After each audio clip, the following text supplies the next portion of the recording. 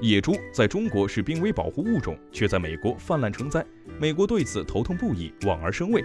为什么野猪在美国如此猖獗？本期猫博士就为您揭晓其中的答案。希望各位多多点赞、关注、评论，支持猫博士，谢谢大家。野猪通常生活在亚欧地区，毛色呈深褐或黑色，顶层和背部由较硬而稀疏的刚毛和真毛组成，因此攻击性较强。野猪本是一种中型哺乳动物，然而生活在美国的野猪由于没有天敌的困扰，逐渐生长成为了体型巨大的哺乳动物。它们的环境适应性较强，栖息环境横跨温带与热带、热带雨林、温带林地，甚至沙漠和草原都有它们的踪迹。作为一个杂食性动物，只要是能吃的东西，野猪都会吃。它们所到之处，其他物种几乎无法存活。野猪的繁殖能力也比较稳定，一年生产2次，一次可生产下4到12头幼崽。实际上，北美洲原本是没有野猪的。那么，原先生活在亚欧地区的野猪是如何来到美国的呢？16世纪，随着欧洲进入大航海时代，哥伦布发现了美洲新大陆，此举激励更多的人前来美洲探险。探险家们为了获得稳定的生存资源，会携带一小部分中小型牲畜繁殖，供他们自产自销。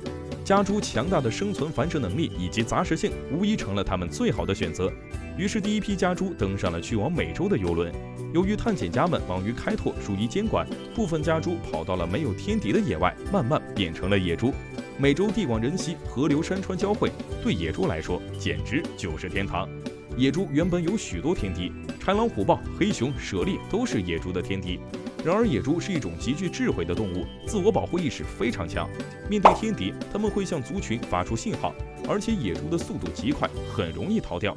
再者，美国丘陵河谷众多，资源丰富，天敌也不必吃力不讨好的去捕杀野猪，这就造成了美国野猪的数量直线上升。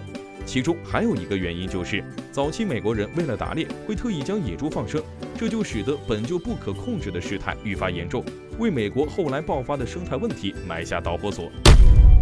20世纪80年代，美国野猪泛滥的问题彻底暴露，野猪的数量狂飙至600多万头，它的生存空间扩散至美国的42个州。野猪对生态环境的破坏性极强，几天就能毁坏掉4万多平方米的庄稼，让无数农场主苦恼不已。再加上野猪性情暴躁，常常袭击行人和居民，还会破坏公共设施。为此，美国政府不得不采取相应措施。政府通过补贴子弹、枪支费用，根据猎杀野猪的数量进行奖励，来鼓励人们猎杀野猪。然而结果却是野猪的繁衍能力旺盛，人们几乎捕杀了30%的野猪，但它的数量并没有明显下降。不仅如此，由于美国人的宗教信仰问题，他们的食物以牛肉为主，压根儿不怎么吃猪肉。又加上他们比较注重食品的来源，对于野猪肉更是嗤之以鼻。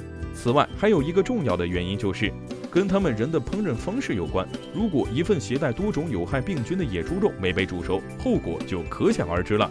对于野猪在美国泛滥成灾的问题，你有什么好的解决办法呢？关注猫博士，下期接着聊动物。